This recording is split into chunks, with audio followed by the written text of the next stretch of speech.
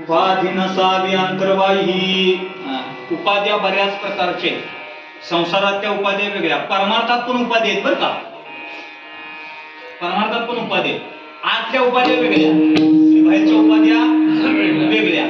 ज्ञान नसल, भक्ती नसल, भाव नसल, अभ्यास नसल, वैराग्य नसल आणि विवेक नसल तर हे सोडून जे आहे ते सगळ्या उपाधी आहेत. मग तुम्ही परमार्थात असला तरी आणि संसारात असला, एक उदाहरण सांगतो मला जाग करायसाठी आणि मधली चालू 5 मिनिटात सेवा संपवतो. महाराज तात्यासाहेबांच्या तोंडचं वाक्य ते म्हणते, हे एक वशिल्यानं अधिकारी झाला. वशिल्यानं अभ्यास नाही केला, ज्ञान नाही घेतलं, विचार नव्हता, काही त्याचा संबंध नव्हता. आणि त्यानं काय केलं, स्वतःच्या मनानं काही प्रश्न तयार केले. तो शाळा तपासणी होता, इन्स्पेक्शन म्हणायचं, इन्स्पेक्शनला जायचं. त्यानं काय केलं, 25 वर्ष नोकरी केली, पण प्रश्न अशी तयार केली त्या प्रश्नाचा आणि उत्तराचा काही संबंध नसायचा. कारण त्याला ज्ञान नव्हतं, अभ्यास नव्हता, विचार नव्हता. तो वशिलांना सगळे अशीच असतात, येत काहीच नसते. काही नाही म्हणे, शाळेत एका तपासायसाठी शाळा गेला. ते शिक्षक त्याला घ्यायचे, अधिकारी आहे, ते पोरांना सांगायचे बाबा व्यवस्थित उत्तर द्या. पोरं जमलेली होती, समोर बसले, शिक्षक बसले, आणि त्यानं त्याचा प्रश्न विचारला. तिचे प्रश्न ठरलेले होते. त्यानं प्रश्न विचारला, तो म्हटला, बघा सांगलीतून मुंबईला जायला 400 रुपये तिकीट आहे. सांगलीतून मुंबईला जायला 400 रुपये तिकीट आहे, तर माझं वय किती? हसू नका, आमचं तसंच झालंय. परमार्थाचा ना आमच्या भक्तीचा काय सुद्धा संबंध, आम्ही नुसतं जोडले, त्याला उत्तर येणार नाही. किंवा ती महाराज देवाला माझं काय कळलं नका हो, मला एकदम म्हणतो तुम्ही जरा सांगा की त्याला, कुणाला? मी म्हटलं तुलाच कळलं, त्याला सगळं कळतंय, ते सगळं कळतं महाराज. त्याला प्रश्न काय आहे, सांगलीतनं मुंबईला तिकीट 400 रुपये आहे, तर माझं वय किती? पोरं सगळी का बसली, त्याचा प्रश्न ठरलेला होता. पोराने उत्तर नाही दिलं की शिक्षकांना तुम्ही बरोबर शिकवत नाही. आता काय शिकवायचं शिक्षकांनी, या संतांनी आम्हाला काय शिकवायचो, परमार्थ कसा करायचा? आमचे प्रश्न चुकीचे आहेत. नाशिवंत संसारातल्या परिस्थितीवरच्या सुखदुःखावरती आम्ही परमार्थ मोजायला लागलोय. आमच्याकडे भरपूर पैसा पाहिजे, धनधान्य पाहिजे, ऐश्वर पाहिजे, तर आमची भक्ती खरी. आम्हाला मान पाहिजे, लौकिक पाहिजे, मोठेपणा पाहिजे, कीर्ती पाहिजे, तर आमची भक्ती खरी. काढून टाका डोक्यातनं, हे चुकलंय ना महाराज आमचं. असं कितीतरी जन्म मरणाचं फेर भोगत आम्ही परमार्थ केला तरी तो फलरूप होणार नाही. आमच्या हे लक्षात येत नाही. त्यांचं आयुष्य बदललंय संतांनी. प्रपंचात तुळशीपत्र ठेवलं, जाळोनी संसार वैश्रू अंगणी म्हटले, पण देवावरती विश्वास होता. बरे झाले देवा निघाले दिवाळे, दिवाळ निघालं, पण ते लोकांमुळे निघालं, माझ्या नाही म्हटले. देवाला म्हटले तू काढलंस, बरं झालं. सगळी भाषा देवाची होती महाराज. कधी बोलणार आम्ही देवाशी? तिनं मोडलं बघा आमचं लग्न, तुझ्याच कर्मानं मोडलंय, ते निमित्त आहे. शांती येईल, वृत्ती समाधानी येईल, उदासपणा येईल. साधकाची दशा उदास असावी. एका शाळेत गेलो, हेच प्रश्न विचारला त्यानं पोरांना. काय म्हणता, सांगलीतनं मुंबईला 400 रुपये तिकीट, माझं वय किती सांगा.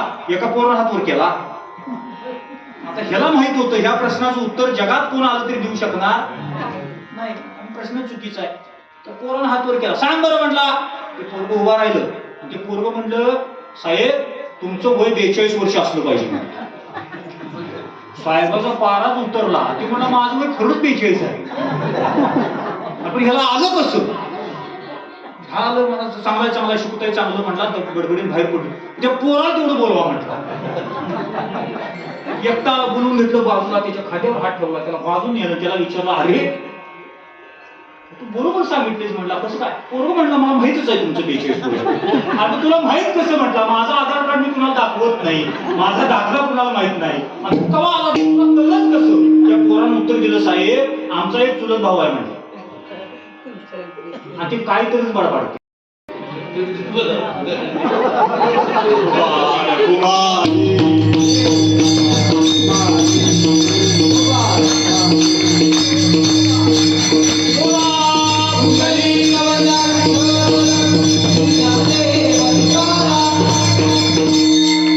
ज्यांना कोणाला काही कळलं नाही की प्रसाद खायला आलं तर चालतंय.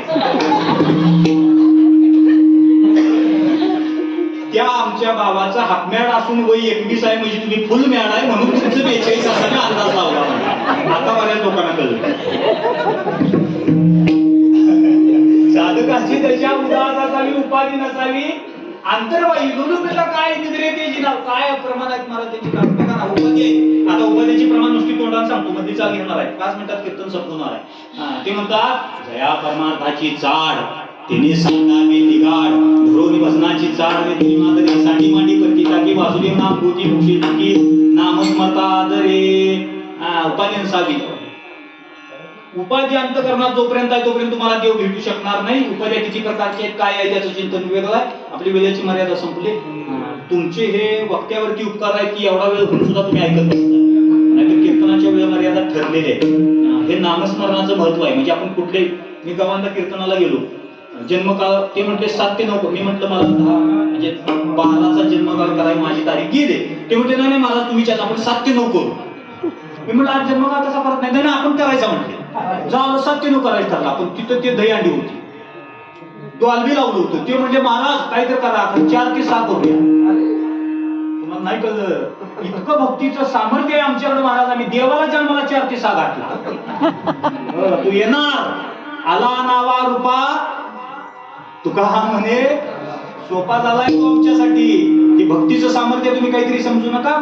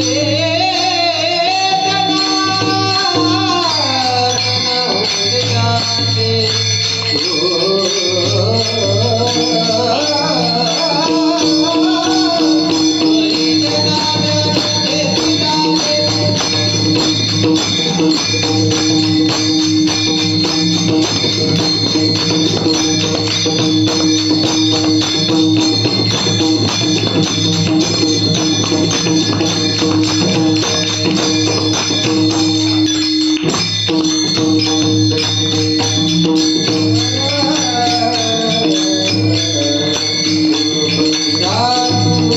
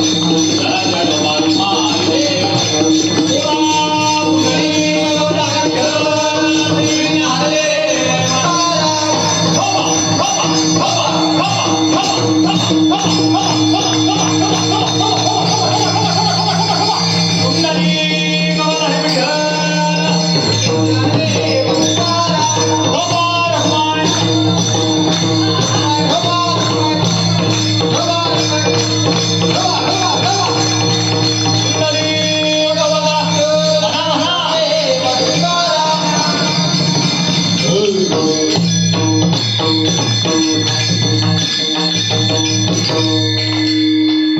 किती पण सांगू दे, अजिबात म्हणायचं सांगितले नाम मंत्र जप कोटी जाईल बाप. जप करा ना. संसारात नाही येणार देवाचं नाव मुखात. बायका पोरासाठी सगळेच रडतात, देवासाठी कधीतरी रडा. इथं आल्यानंतर कधीतरी नाव घ्या ना महाराज देवाचं. उपाधी वेगळे तुम्ही निर्विकार, काहीच संसार तुम्हा नाही. राम राम स्मरा आधी, लागू करा गाठ घाला मुलबंदी. सांडा वावगिया उपाधी, लक्ष लागून राहा गोविंदी गा. ते म्हणतात उपाधी करुणिया नाश उपाधीचा पूर्वपक्षी धातू धिकारले जीवन श्रेय जनार्दनतेची झाले. आम्ही देव झालं पाहिजे महाराज. आमच्या अंतकरणात देव आहे. देवाजवळ असणारे गुण सगळे आमच्याकडे आले पाहिजेत. ऐश्वर्य आलं पाहिजे. नाही कळलं. यशस्वी अवतार ज्ञान वैराग्य ऐश्वर्य हे साई गुणवरी वस्तीचे म्हणून तो भगवंतो. त्या सोडून संसारातलं सामान्य वस्तूचं सुख आणि शांती तरी आमच्याकडे कधीतरी यावी महाराज. मन स्थिर व्हावं, अंतकरण समाधानी व्हावं. जे आहे त्याच्यात आम्ही आनंदानं जगावं. एवढं आमच्याकडे आलं तरी ती देवाचाच कृपा आशीर्वाद असणार आहे. म्हणून त्यांनी गाठलं जनाचा विचार सोडून द्या, धनाचा विचार सोडून द्या. श्रेय जनार्दनतेचे झाले तुम्ही देव हा. तुका म्हणे ना ही चालत तातडी नचले तातडी अनुभवे गोडी येईल कळो. त्याला गडबड करून चालत नाही. म्हणजे लगेच फास्ट ग्रीप ज्याला म्हणायचं ना. शेवगा आहे का तुमच्याकडे? शेवगा नाही बोलला तर मरणार बघ. शेवगा शेवगा आज लावला की उद्या कौलाला टेकते, परवा दिवशी आबाळाला टेकते. पण त्याच्यावर उभा राहिलं चढलं सगळं घेऊन खात. त्याला फास्ट ग्रेप म्हणायची. कळते का नाही इंग्रजी? जेवढं जलद वर जाते तेवढं मग त्याला म्हणायचं नचले तातडी. फास्ट जाऊन चालत नाही महाराज. हळूहळू ढाळे ढाळे एकी गती अंतराळे हळूहळू. म्हणजे भक्तीच्या पायऱ्या ठरलेल्या. त्या पायरीने तुम्हाला आम्हाला भक्तीकडे आणि परमार्थाकडे एक उदाहरण सांगतो काळावून. 1-2 मिनिटात सांगणार, लय वेळ घेत नाही. ती पूर्वीची गोष्ट आहे. नैयायिकांनी सांगितलेली आहे. पंचदशी नावाचा ग्रंथ आहे, त्याच्यात आले. ते म्हणतात एक वैद्य होता, त्याचा दवाखाना होता. ते लगेच वैद्य व्हायचं या दृष्टीने एक पोरग तिथे गेलं आणि ते त्यांना म्हटला की मला तुम्ही लवकर ज्ञान देऊ शकता का, शिकवू शकता का, मला वैद्य व्हायचं. ते म्हणते बाबा हे लगेच येत नाही, असं घ्यायला लागतोय, बरेच दिवस घासावं लागतंय, हे करावं लागतंय, हे लगेच येत नाही. तो म्हणाला नाही मला लगेच. बरं आता तू आलायस तर ये म्हणते, ये माझ्याकडे, जेवढं आहे तेवढं तर शिकवतो. बरं ते आलं. दुसऱ्या दिवशी काम. पूर्वी पद्धत अशी होती, वैद्य रोग्यांना घरी जाऊन तपासत होते पूर्वी. म्हणजे रोग्याला दवाखान्यात जायला लागत नव्हतं, कारण रोगीच कमी होती. नाही कळत रोगी झालं म्हणजे वस्तूची उपलब्धता वाढली की किंमत पडली. कळते का नाही? वस्तू कमी झाली की किंमत वाढली. पूर्वी रोगी कमी होत, त्यामुळे वैद्याला काम नसायचं, त्यामुळे ते घरला यायचे. आता रोगी लय झालं. कळते तुम्हाला? आणि आमचं हे दुर्दैव आहे हिंदुस्थानचं. आमची संस्कृती पाश्चात्य लोकांनी स्वीकारली, पण आम्हाला कळना. आमच्यात गुडघा दाखवायला गेलं, बीपी दाखवायला गेलं, शुगर झाल्या म्हणून सांगितलं डॉक्टरने की ते एकच वाक्य सांगते, ही गोळी लिहून देतो ती खायला लागणार. ती रोगी विचारते कुठेपर्यंत खाऊ, ते म्हणते मरेपर्यंत खायचं. तुम्हाला काय नाही कळत. आणि मग तू कशाला बसलायस? जे डॉक्टर म्हणून तू आमचा रोग जर बरा करू शकत नसशील, कळते ना तुम्हाला? हे आमच्या हिंदुस्थानचं दुर्दैव आहे. तू औषध देतोयस आणि ते औषध खाऊन आमचा रोग बरा होणार नाही. हे औषध आम्ही आयुष्य मग ते खायचंच कशासाठी? बरं जर होणार नसेल तर मग ते तुम्हाला वाक्य सांगते, नाही खाल्लं तर लवकर मरणार, खाल्लं तर. इथनच अज्ञान सुरू झालंय महाराज. मला नाही कळलं. आयुष्य तर या जिने पुढे गा सांगू बार कुमार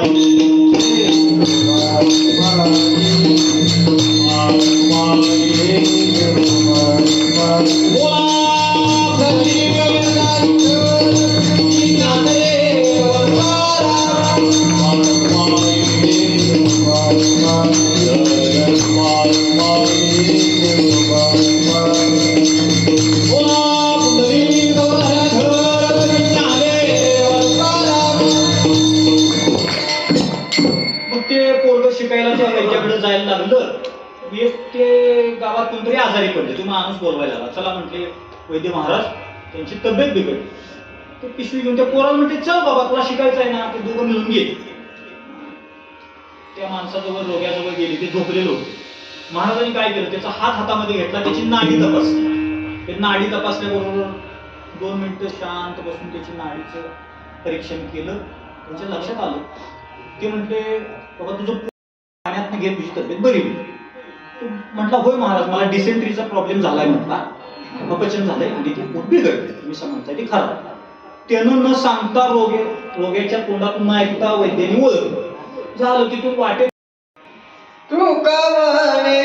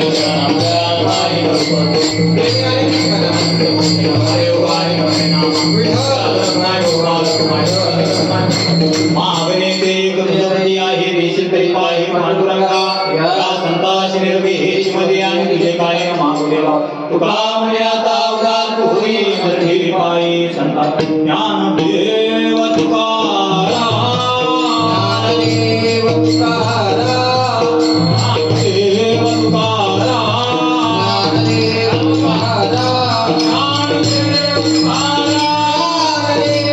तुकाराम ज्ञानदेव तुकाराम ज्ञानदेव